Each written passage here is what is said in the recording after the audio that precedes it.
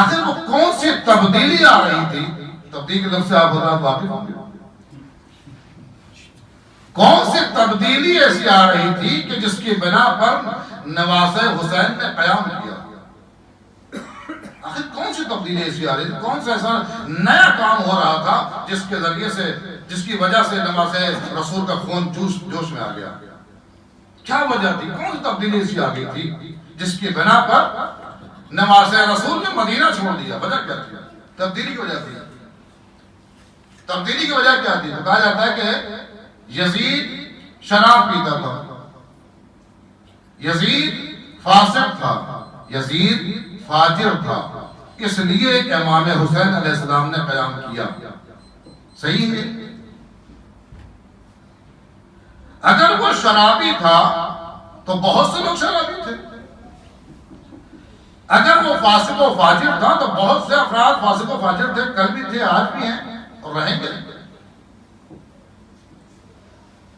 لیکن امام حسین علیہ السلام کون سی ایسی تبدیلی نظر آ رہی تھی کہ جس کے بنا پر امام حسین کے اوپر واجب ہو گیا تھا قیام کرنا؟ عزیزوں، وہ مسئلہ یہ نہیں تھا کہ وہ شراب پیتا تھا، مسئلہ یہ نہیں تھا کہ وہ فاجر و فاسق تھا، مسئلہ یہ تھا کہ وہ لباس اسلام پہن کر کے یہ کام کر رہا تھا. وہ اسلام کا لبادہ پہن کر کے اور اپنے آپ کو خلیفۃ المسلمین کہہ کر کے اور اپنے آپ کو مسند خلافت پر جانتے ہوئے کام انجام دے رہا تھا. اب یہ مسئلہ تھا اسلام کا، اب یہ مسئلہ اسلام کا تھا. اگر امام حسین علیہ السلام قیام نہ کرتے تو بعد میں یہ ہوتا کہ کسی کو سمجھ میں نہیں آتا کہ اس کے اندر حق کیا ہے، باطل کیا ہے، سچ کیا ہے، غلط کیا ہے، حرام کیا ہے، جائز کیا ہے. لہذا نمائندہ پروردگار ہونے کے وجہ سے امام حسین علیہ السلام کے اوپر واجب تھا.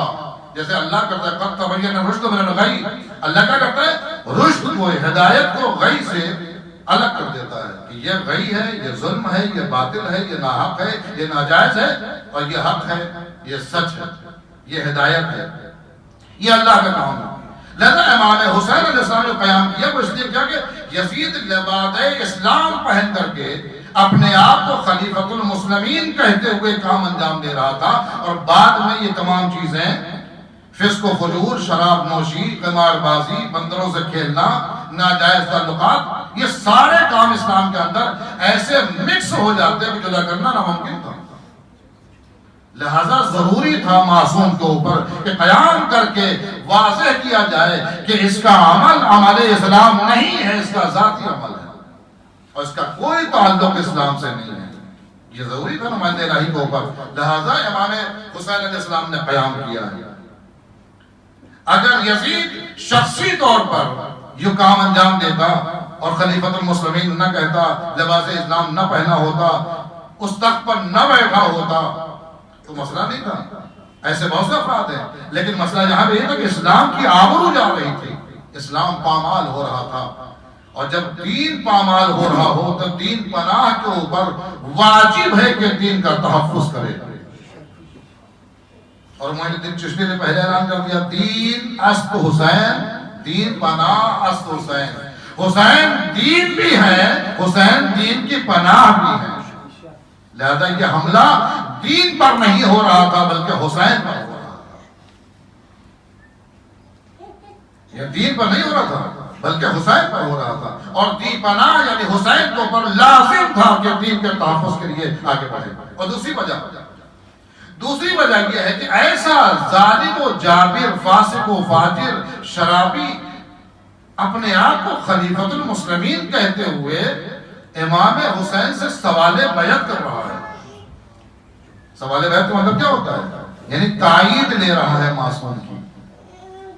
یعنی یوں کہا جائے کہ نجاست طہارت سے ہاتھ ملانا چاہتی ہے. توجہ کریں گے، نجاست طہارت سے ہاتھ ملانا چاہتی ہے، خباثت طہارت سے گلے ملنا چاہتی ہے. غیر ممکن چیز ہے.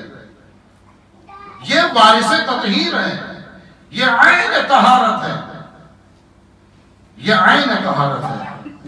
میں کبھی عرض کروں گا کہ اہل بیت طاہر ہے، طاہر بہت چیزیں، نماز جو ہے پانی بھی طاہر ہوتا ہے، لیکن پانی کو جب تک کہ نجس چیز کو پر نہ ڈالا جائے وہ پاک نہیں ہوتی ہے، یا کہ پانی کے اندر ڈبویا نہ جائے جب تک کہ پاک نہیں ہوتی ہے۔ لیکن اہل بیت ایسے طاہر ہیں کہ اگر ان کی بس میں کوئی بیٹھ جاتا ہے تو کوئی ابوذر ہو جاتا ہے تو کوئی سلمان ہو جاتا ہے۔ یہ ایسے طاہر ہیں، یہ ایسے پاک و پاکیزہ ہیں، ان کے کردار کی چھوٹ کسی پر پڑ جاتی ہے تو کوئی مقداد بنتا ہے تو کوئی میثم تمار بنتا ہے۔ لہذا یہاں پر مقابلہ گویا خباثت اور نجاست کا طہارت سے ہو رہا تھا۔ لہذا امام حسین علیہ السلام نے کہا مجھ جیسا تجھ جیسے کی بیعت نہیں کر سکتا، مجھ جیسا تجھ جیسے کی بیعت نہیں کر سکتا۔ لہذا یہ وہ مسئلہ تھا کہ جس کے بنا پر امام حسین علیہ السلام نے قیام کیا ہے کہ ہم باعث تطہیر ہیں، ہم دی پناہ ہیں، ہم دین کے محافظ ہیں، ہمارے پر لازم ہے کہ اگر آبرو اسلام جا رہی ہے، آبرو قرآن پامال ہو رہا ہے، آبرو کعبہ کی حتق حرمت ہو رہی ہے تو ہمارے پر واجب ہے کہ ہم قیام کریں۔ اس کی باقاعدہ تیاری کی گئی اور امام حسین علیہ السلام نے قیام کی صورتحال کو جگہ جگہ پر خطوط کے ذریعے سے، سفیروں کے ذریعے سے بیان کیا کہ میں کیوں نکل رہا ہوں، میرے نکلنے کی وجہ کیا ہے، اپنے معاملات کو واضح کرتے گئے۔ کبھی محمد حنفیہ سے بیان کیا، کبھی عبداللہ ابن عمر سے بیان کیا، کبھی مروان جیسے شخص نے جب آ کے کہا کہ آپ نہ جائیے، آپ فلاں حج لے جائیے، آپ بیعت سے انکار نہ کریے، آپ کی جان بچ جائے گی۔ جو امام نے خطبات دیے ہیں ان کے درمیان میں جگہ جگہ پر واضح کیا ہے کہ میں قیام کیوں کر رہا ہوں۔